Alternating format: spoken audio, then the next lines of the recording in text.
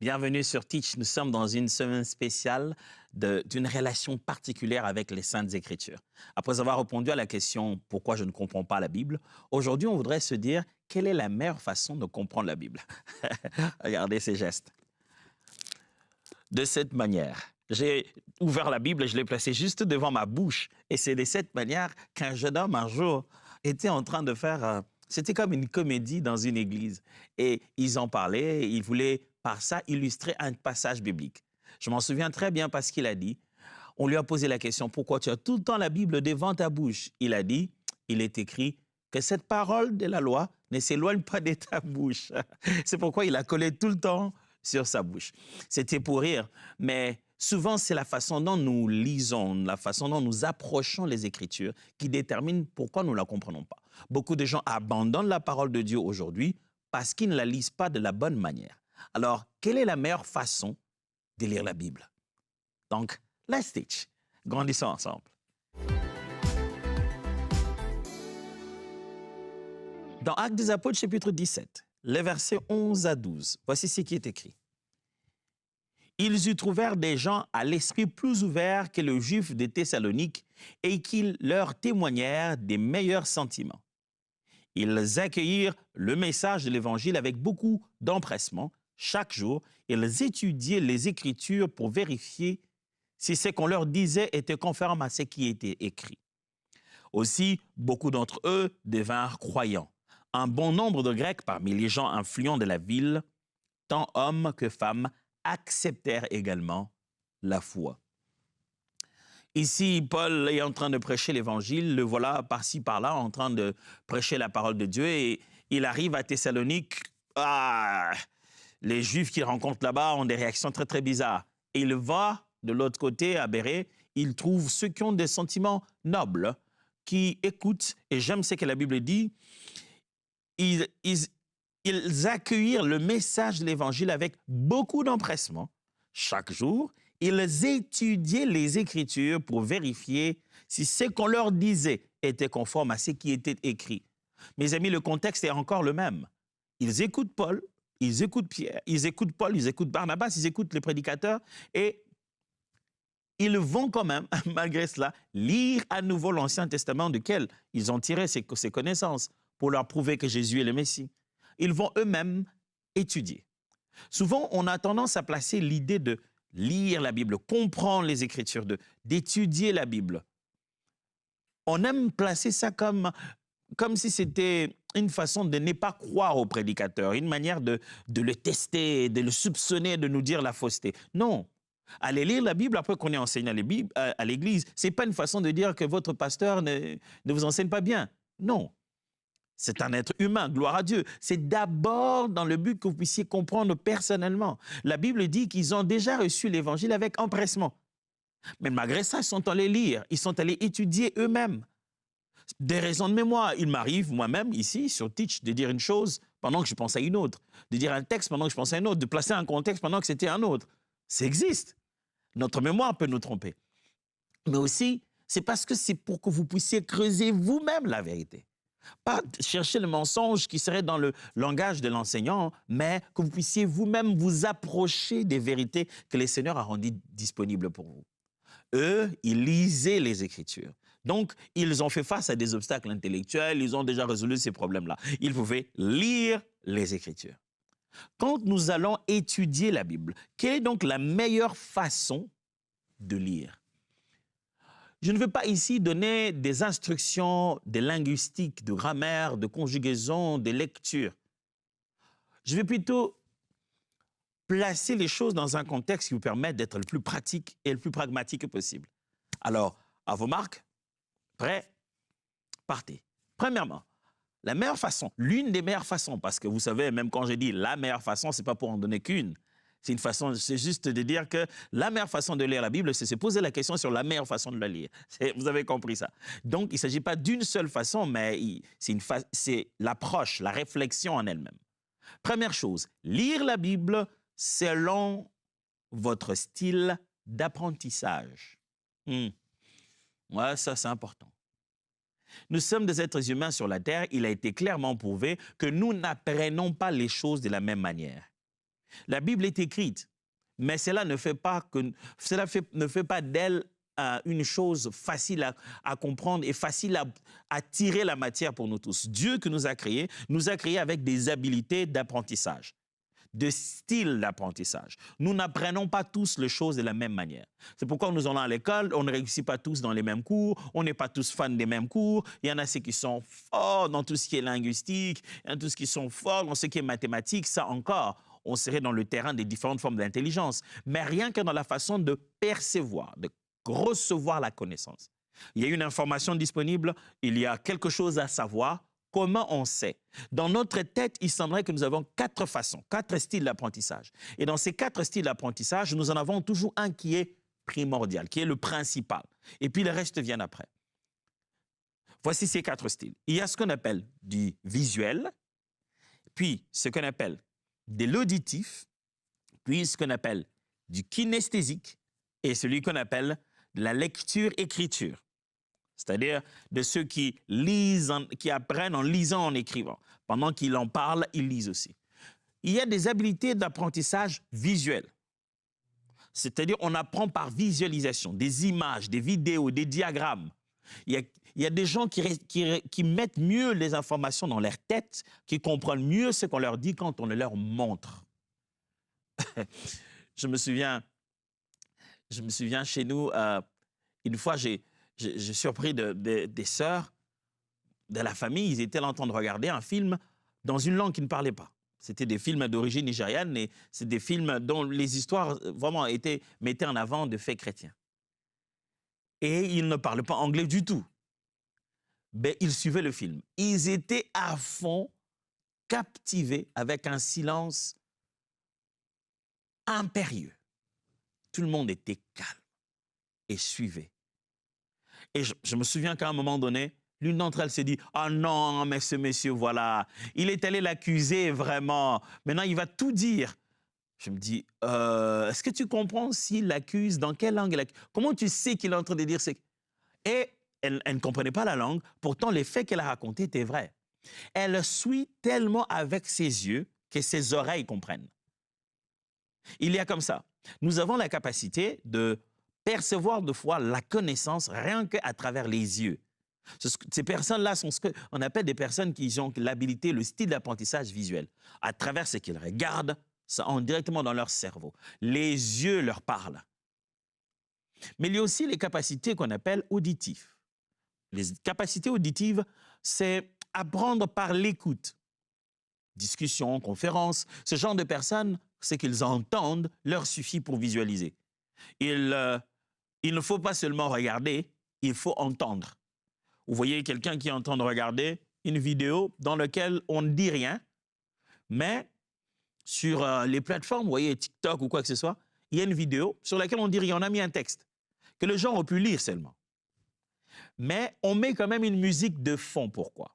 Pourquoi mettons une musique de fond dans une vidéo, dans une image, une vidéo sur laquelle on a écrit encore un texte? Vous vous souvenez de ça? C'est-à-dire, vous avez des trucs comme ça, n'est-ce pas, sur TikTok ou sur les autres plateformes. Une vidéo de quelqu'un qui dit presque rien, qui fait que faire de mimique et qui vous montre un texte qu'il a écrit et en fond sonore, il y a une musique. Il fait appel à vos différentes habiletés d'apprentissage parce qu'il sait qu'une fois que vous êtes dessus, vous n'avez pas la même vitesse d'apprentissage. Certains apprendront rapidement ce qui est écrit. Ceux-là sont de ce qu'on appelle lecture-écriture, qui apprennent en lisant et en prenant des notes. Et il y a d'autres qui, l'univers sonore le préparera à ce contenu. S'il met un son joyeux pour un texte qui est triste, cette personne n'arrivera pas à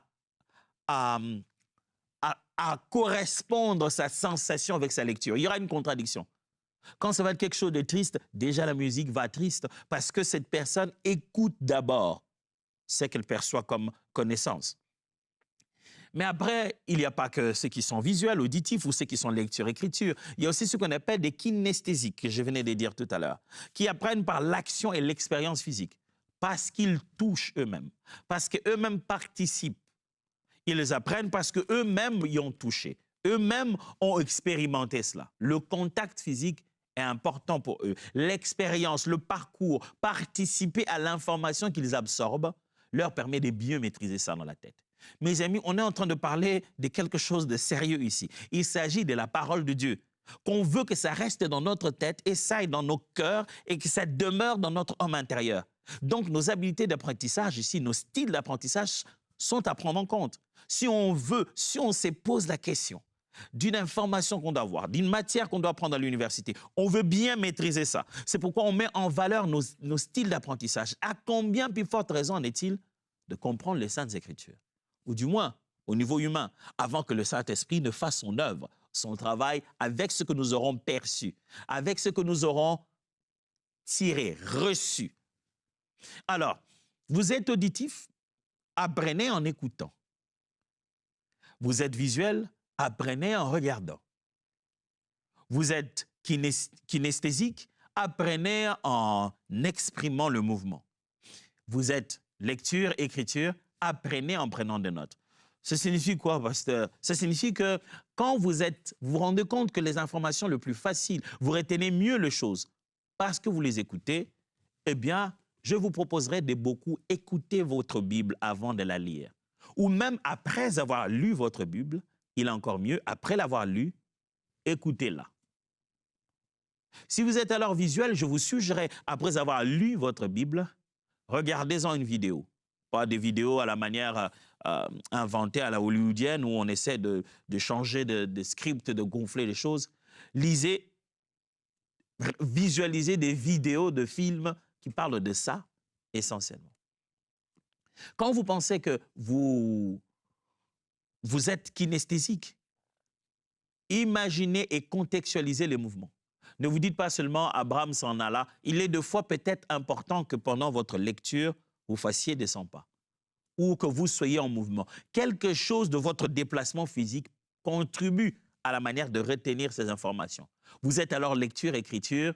Quand vous lisez, prenez des notes. Il y a des gens qui ne comprennent pas la Bible à 100%, qui n'arrivent pas à laisser pénétrer en eux les compréhensions des Saintes Écritures tant qu'ils ne prennent pas des notes. Ne trouvez pas ceux qui ne prennent pas des notes comme étant païens, qui ne sont pas sérieux avec les Écritures. Ne prenez pas non plus ceux qui prennent des notes comme étant les érudits de la parole de Dieu. Mais chacun de nous doit utiliser le style d'apprentissage qui le permet de bien absorber la Bible. À partir d'aujourd'hui, dites-vous, je ne peux pas lire la Bible comme tout le monde. Je dois la lire d'après mon style d'apprentissage, en mettant en avant mon style d'apprentissage. Après que j'ai lu, comment j'apprends le mieux? C'est là que vous devez vous faire à vous-même l'examen, en vous disant, comment j'apprends le mieux? Je ne vais pas ici vous faire passer un test de style d'apprentissage, mais je connais des amis qui, eux, quand il y a un match de foot, tout le monde est excité, ils veulent suivre le match de foot et ils vont suivre à la radio. Et tu le vois suivre à la radio et ils sont à fond. Wow, ils sautent. Donc, quand on parle, on commente. Le joueur, plus on commente, plus on explique ce qui se passe, plus il est surexcité, il est déjà levé de sa chaise, il est sur le point même de taper sur quelque chose. Pour lui, ce qu'il entend lui suffit. Il peut visualiser ce que lui-même veut. Il y en a d'autres avec lesquels on a regardé personnellement des matchs, parce que voilà, le match n'était pas reporté dans une langue que l'on connaissait. Alors, c'était dans une langue bizarre. On a regardé les matchs de bout en bout et on a compris. On a compris quand tel joueur n'était pas content, quand on a fait un mauvais commentaire, on a compris, sans avoir à écouter.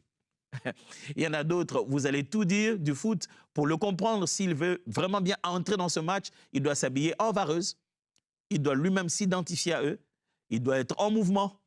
Il chante, il bouge. Pendant que vous suivez, il est déjà debout. À peine, on n'a rien fait, mais il est déjà debout. Parce que le mouvement, il devait bouger dans le sens de sa connaissance.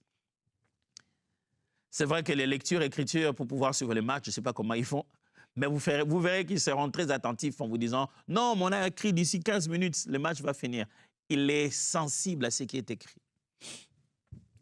Si vous faites ça, alors, si vous intégrez votre habilité d'apprentissage dans votre façon de comprendre la Bible, votre vie des disciples va complètement changer. Souvent, j'entends les gens me poser cette question, Farah Thoms, qu'est-ce qui t'a rendu aussi passionné des Saintes Écritures? Qu'est-ce qui t'a permis d'aimer se plonger dans la parole de Dieu? Eh bien, c'est quand j'ai associé ces deux choses. Je me suis rendu compte que, OK, je comprends mieux de cette manière.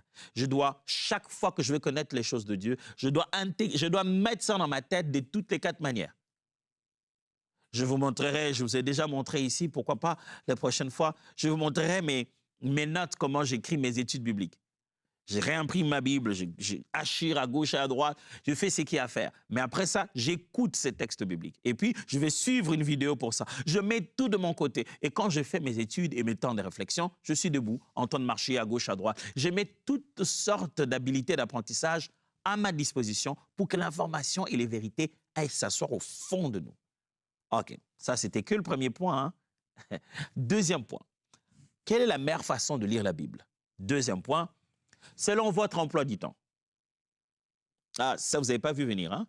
Selon votre emploi du temps.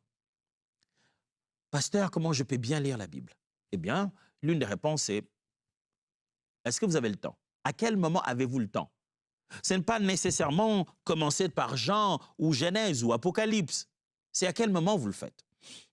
Je suis 1,8 dit que ce livre de la loi ne s'éloigne pas de toi, n'est-ce pas, de ta bouche. Médite-le jour et nuit pour agir avec fidélité conformément à tout ce qui est écrit. Car c'est alors que tu auras du succès dans tes entreprises, c'est alors que tu réussiras.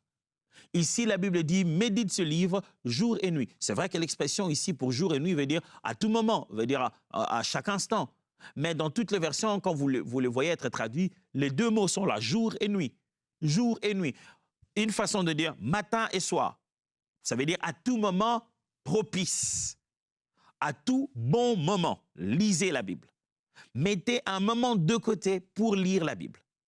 Mais faites de votre vie une vie où lire la Bible est toujours une bonne chose à faire.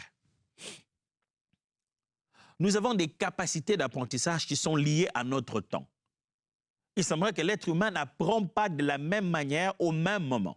Si tout à l'heure je parlais de comment on n'apprend pas, on n'est pas capable de tout retenir à tout le moment de la journée. Non, non, non. À un moment bien particulier, on n'a plus les mêmes degrés de capacité. On n'en a plus. Dans des journées, il y a des frustrations, des niveaux d'énergie qui changent, la concentration, la productivité change. Il y a même un terme qu'on aime utiliser, on appelle ça les rythmes circadiens. Les rythmes circadiens. C'est-à-dire, c'est une sorte d'horloge interne qui permet de réguler nos énergies. Mais c'est aussi une affaire de préférence personnelle. À quel moment de la journée? À l'intérieur de l'être humain, quand on est tôt le matin, genre peut-être 4-5 heures, les degrés d'énergie sont différents. Jusqu'à arriver à 19h, 21h, degrés d'énergie complètement différents, notre rythme circadien complètement changé. Mais il y a aussi des préférences. Il y a des êtres humains, à force de grandir dans leur vie, ils commencent à être plus diurnes, plus nocturnes, il y a ceux qui aiment être plus intermédiaires, c'est en plein milieu de la journée qu'ils apprennent les mieux. Il y a des gens qui vous diront, moi, je travaille mieux la nuit. Quand j'ai fini, je travaille mieux la nuit. Il est plus nocturne, il est plus efficace à ce moment-là. De façon sommaire, sachez que ça se résume souvent à ces trois choses. Les liens spécifiques entre apprentissage et moment de la journée, il y a ce qu'on appelle l'apprentissage actif, qui se passe le matin. Il y a ce qu'on appelle la créativité, qui se passe après-midi ou le soir. Et il y a ce qu'on appelle la consolidation de la mémoire, qui se passe la nuit. Très important à apprendre. Le matin, il semblerait que nous faisons de l'apprentissage actif. C'est le meilleur moment idéal nécessitant de la mémorisation active ou une réflexion critique. Quand tu veux mieux mémoriser, retenir les choses ou réfléchir sur beaucoup de points en même temps, il semblerait que de façon générale, d'après notre rythme circadien, et c'est vrai qu'il y a des préférences personnelles, mais de façon générique, le matin est le meilleur moment. Le matin, ce n'est pas pour rien, c'est le créateur de l'humanité et de l'être humain qui lui a dit de lire la Bible jour, la nuit, matin et soir, jour et nuit. Le matin, c'est le meilleur moment où on a une mémorisation active, on retient mieux. Et midi et soir, le début de la soirée, là, les activités artistiques ou créatives sont souvent mieux réalisées dans l'après-midi ou la soirée. C'est quand on a fait sa première pause, quand on revient là, qu'on ne fournit plus trop d'efforts intellectuels à réfléchir, qu'on pense à la créativité. On pose de petits mouvements, on pense à jouer de la musique, la créativité devient plus active. C'est là que tu peux dessiner ton étude biblique, faire de petits graphiques pour ça, parce que maintenant, c'est plus de la créativité. Et puis la consolidation de la mémoire, c'est-à-dire le moment où la mémoire retient tout. Elle fait une sorte de reprise de tout ce qui s'est passé pour dire que voilà, ça, je ne l'oublierai jamais. Ça se passe la nuit. La nuit est donc cruciale car le sommeil joue un rôle essentiel dans le transfert des connaissances acquises vers la mémoire à long terme. Il ne s'agit pas seulement de lire la Bible, il s'agit de comment on va dormir la journée. Parce que quand vous allez dormir le soir, comment vous allez dormir détermine ce que vous allez retenir de ce que vous avez lu. C'est pour cette raison, le repos est très important. Prenez le temps d'aller vous reposer, de dormir de la bonne manière, parce que la mémorisation de ce que vous avez lu en dépend. Waouh, c'est vrai ça? Ah ben, c'est pas moi qui l'ai dit. La Bible recommande de lire la parole jour et nuit. C'est-à-dire que la lecture que je fais le matin, la lecture que je fais le soir, comme je viens de vous démontrer, ne va pas avoir le même effet sur ma mémoire. Si je m'en vais lire le soir, c'est pour une consolidation de ce que j'ai déjà lu le matin, là où j'ai fait la mémorisation. Et la journée, je peux faire beaucoup d'éléments de créativité pour résumer, trouver des points de connexion entre ça. C'est pour cette raison que la Bible parle de murmurer, soliloquer, méditer la parole. C'est-à-dire, hormis le fait de l'avoir lu, on doit y penser pendant la journée. On doit laisser la mémoire créative commencer à fonctionner, trouver les liens entre les éléments. Le Saint-Esprit travaillant au fond de nos cœurs. Nous devenons un avec les Saintes Écritures. N'oubliez pas, nous sommes en train de poser la question, quelle est la meilleure façon de lire les Saintes Écritures? Il ne s'agit pas ici de la grammaire ou de comment poser votre livre ou votre Bible sur votre table. Il s'agit des approches ici. Je commençais par dire, lire la Bible, si on veut bien la lire, il faut le faire d'après les styles d'apprentissage et j'en ai relevé 4. J'ai dit aussi que si on veut bien lire la Bible, on doit le faire d'après notre emploi du temps. J'ai combiné l'idée selon laquelle notre capacité d'apprendre ou de comprendre dépend d'un moment spécifique de la journée. Ce que l'on fait le matin, la manière dont on étudie le matin, on ne comprend pas de la même manière à midi ou le soir. Et donc, il est préférable de concentrer une étude bien particulière à un moment bien particulier de la journée. Troisièmement, quelle est la meilleure façon de lire la Bible? Avec Jésus-Christ en tête. Tu veux dire quoi? Je veux juste te dire que quand vous voulez bien lire la Bible, vous voulez vraiment bien lire la Bible selon qu'il est écrit. N'oubliez pas Jésus dans votre tête. Quand vous lisez, où que ce soit que vous tombez, tenez compte du fait que Jésus-Christ est venu, mort et ressuscité. Jean chapitre 5, versets 39 à 40 dit ceci. Vous étudiez avec soin les Écritures parce que vous êtes convaincus d'y trouver la vie éternelle. Or, précisément, elles aussi témoignent de moi. Mais voilà, vous ne voulez pas venir à moi pour recevoir la vie éternelle. Jésus parlait aux scribes, il parlait aux Juifs dans le livre de Jean. Il leur dit, vous sondez les Écritures parce que vous pensez trouver en elles la vie éternelle, mais c'est elle qui parle de moi. Mais vous ne voulez pas venir à moi pour avoir la vie éternelle. Il leur dit, ce que vous essayez de trouver dans la lettre existe déjà en tant que personne. La lettre vivante existe. Si vous ne voulez pas venir vers la lettre vivante, vous ne trouverez pas la vie dans la lettre. Et Jésus-Christ montre très bien que sans lui, la parole n'a pas de vie. Alors quand vous voulez vraiment la meilleure façon de lire la Bible, si vous êtes déjà chrétien, Jésus doit être dans votre tête. Souvenez-vous de Jésus. Si vous ne l'êtes pas, eh bien, il doit commencer à être d'abord dans votre cœur. Il doit d'abord devenir maître de votre vie. Quand je dis avoir Jésus dans la tête, ça veut simplement dire que toute l'interprétation des Saintes Écritures se base sur la venue, la mission et l'accomplissement que Jésus-Christ a fait. Il est donc le centre de toute interprétation.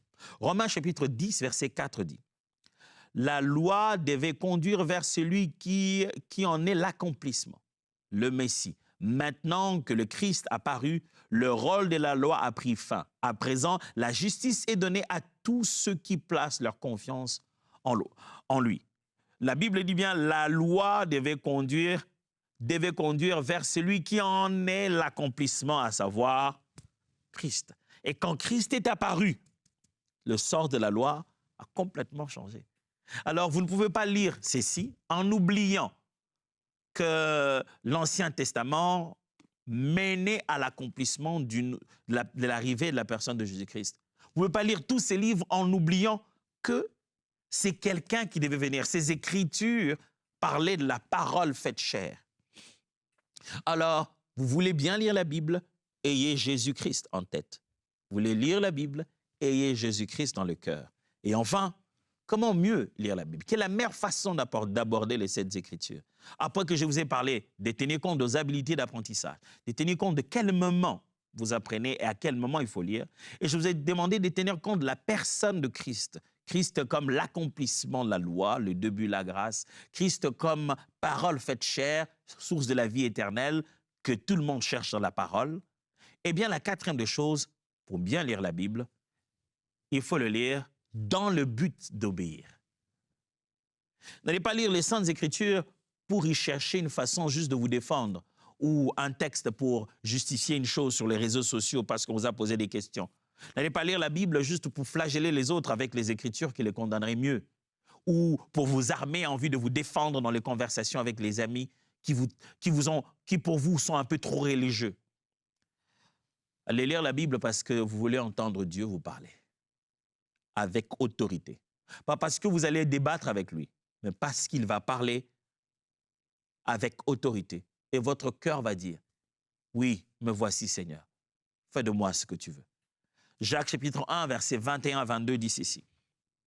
Débarrassez-vous donc de tout ce qui salit et de tout ce qui reste en vous de méchanceté. Accueillez dans un esprit humble et docile la parole implantée en vous, car elle a le pouvoir de vous conduire au salut. Seulement, ne vous bornez pas à l'écouter, traduisez-la en actes, sans quoi vous risquez de vous faire illusion sur vous-même. Frères, vous vous trompez si vous pensez que le niveau de votre connaissance des Écritures garantit votre relation avec Dieu. Vous vous trompez si vous pensez que les informations que vous avez mises dans votre tête, c'est tout ce que Dieu veut. Non, non, non, non. C'est lorsque vous aurez mis cela en pratique. Vous êtes dans une illusion si vous pensez que Dieu est juste content parce que vous êtes un grand érudit, pardonnez-moi, un érudit de la parole de Dieu. Ne vous dites pas que Dieu est juste content parce que vous pouvez citer vos versets les yeux fermés, avec précision de référence. Non, comme lui-même est parole faite chair, écriture vivante. De la même manière, il veut que nous soyons des Écritures, sa lettre vivante. Vous voulez bien la meilleure façon de lire la Bible? C'est de l'obéir, c'est en ayant dans la tête le but d'obéir. Je lis pour obéir. Je ne lis pas pour me armer juste à aller parler aux autres, pour faire de l'évangélisation. Non, je lis pour vivre. Alors, souvenez-vous, la meilleure façon de lire la Bible, eh bien, ce n'est pas une seule façon de lire la Bible. C'est à la fois tenir compte de ses habilités d'apprentissage, tenir compte à quel moment de la journée, tenir compte de la personne de Jésus-Christ et être motivé par l'obéissance à sa parole. Il y a plus, certainement, mais ça, on va voir à partir de demain. Pour l'instant, Dieu vous bénisse et à demain.